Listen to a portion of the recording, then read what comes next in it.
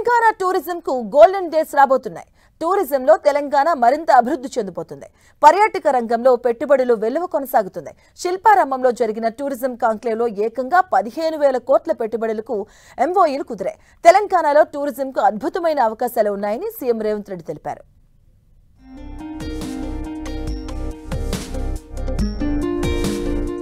తెలంగాణలో పెట్టుబడుల వెల్లువ కొనసాగుతోంది.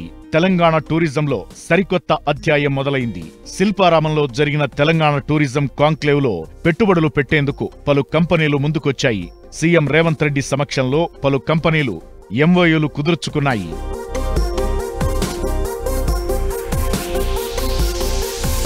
తెలంగాణ టూరిజం కాంక్లేవ్ వేదికగా తెలంగాణ ప్రభుత్వం పలు కంపెనీలతో ఒప్పందాలు కుదుర్చుకుంది.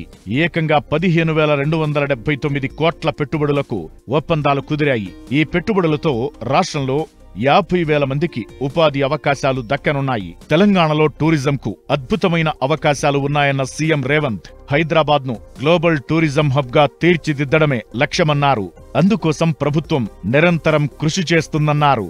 Telangana is one of the best tourism destination. We have ecotourism, we have temple tourism. Today we have medical tourism also. Asian countries, particular Middle East countries, people are coming to Hyderabad for medical treatments or medical tourism. So we wanted to promote. Telangana government has decided to attract, to promote ecotourism, medical tourism, temple tourism. We have many oldest of the old temples are there, heritage structures are there in Hyderabad.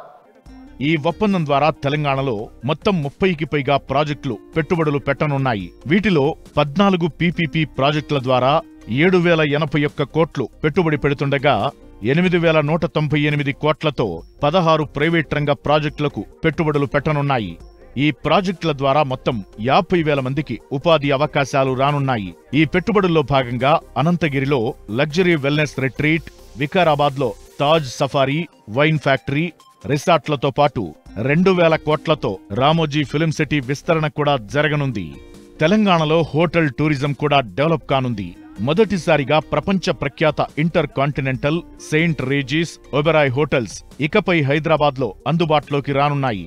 మొత్తానికి తెలంగాణ కాంక్లేవ్లో కుదిరిన ఒప్పందంతో తెలంగాణ టూరిజంలో సరికొత్త మార్పులు తీసుకురానుంది.